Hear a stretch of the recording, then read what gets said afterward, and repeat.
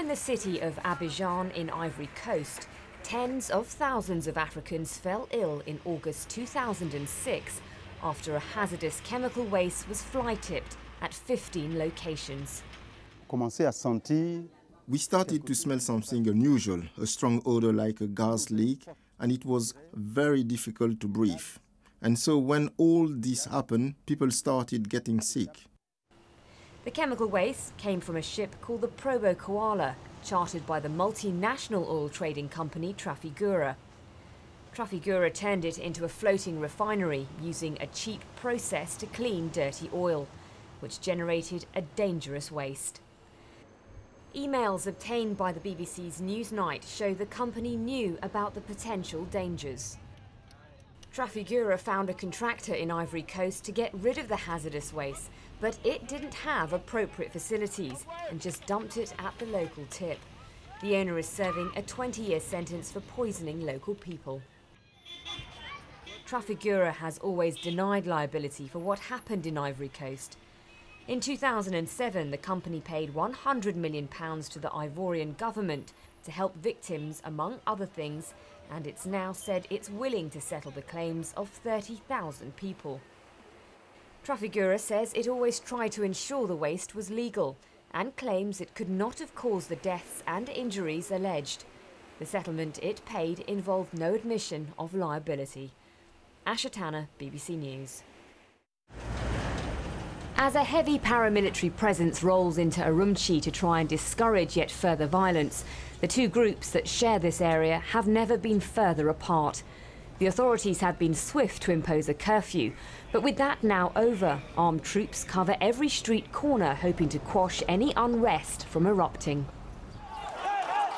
Yesterday, police attempted to disperse Han Chinese mobs with tear gas, many armed with whatever came to hand, wooden staves, iron bars and metal chains.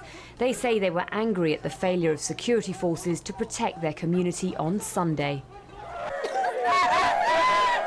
A massive police sweep through Urumqi districts led to another public outburst, this time from Uyghur women. They burst into wailing, complaining that police had taken away Uyghur men accused of taking part in Sunday's rioting. President Hu Jintao has flown home from the G8 summit in Italy following the unrest which has killed at least 156 people. Tensions have been growing in Xinjiang for many years as Han Chinese migrants have poured into the region where China's Uyghur ethnic minority is concentrated. Human rights groups are warning that a harsh crackdown on Uyghurs following this week's protests could exacerbate the grievances that fueled ethnic tensions. Asha Tanna, BBC News. This is Bagram's US military base in Afghanistan, and it's here that a BBC investigation has found allegations of abuse and neglect at a detention centre on this site, something American officials have denied. The BBC interviewed 27 former inmates who were all held at times between 2002 and 2008. They were accused of belonging to or helping Al-Qaeda or the Taliban, although none were charged with any offence, nor were they put on trial. The allegations of ill treatment appear repeatedly in the interviews. Former detainees talk about physical abuse and, in 4 cases, being threatened with death at gunpoint. They put guns to your head and threatened you with death. They played very loud music and put medicine in our drinks to prevent us from sleeping while they interrogated us. When the BBC's findings were shown to the Pentagon, a spokesman insisted conditions at Bagram meet international standards for care and custody, although he did admit there'd been cases where that hadn't happened and those responsible had been punished. Since coming into office, President Obama has banned the use of torture and has now ordered a review of US policy on detainees. Asha Tanna, BBC News. This long icy canal shouldn't be here. The 2 vast slabs of ice either side of it should in fact be joined together, but the ice bridge tying the Wilkins ice shelf to 2 islands on the Antarctic peninsula has snapped. At the moment, the Wilkins shelf is about half the size of Scotland. The loss of the ice bridge, which has held this vast Antarctic ice shelf in place for hundreds of years, could allow ocean currents to wash away more of it. In the past 20 years, Antarctica has lost 7 shelves, and scientists have been keeping a worried eye on this one for years. The fact that it's retreating and now has lost connection with one of its islands is really a strong indication that the warming on the Antarctic Peninsula, which we've also monitored, is having an effect on yet another ice shelf. According to the European Space Agency, before it began to retreat in the 1990s, the Wilkins ice shelf was stable for most of the last century, covering around 16,000 square kilometres. Over the past year, the ice shelf has lost about 14% of its size.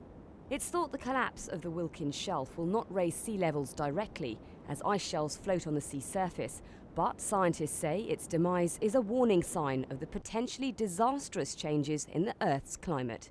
Asha Tanna, BBC News. Christy and Bobby Shepherd died almost 3 years ago. They were poisoned by carbon monoxide fumes from a faulty gas boiler which leaked into their holiday bungalow. It was midday during the half-term holiday in October 2006 when a maid entered the Shepherd's villa in Corfu and discovered the family. Christy was lying dead in the arms of her father Neil, and her brother Bobby was lying next to Neil's partner Ruth. The cleaner thought all four were dead, but the hotel doctor discovered that the adults were still alive. They were in a coma for several days before they recovered.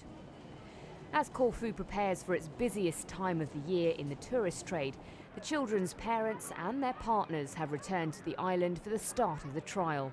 They say they're still waiting for justice. More than 10 Greeks are expected to appear before the court, and 2 Thomas Cook workers, both in their 20s, are charged with manslaughter by negligence. Asha Tanna, BBC News.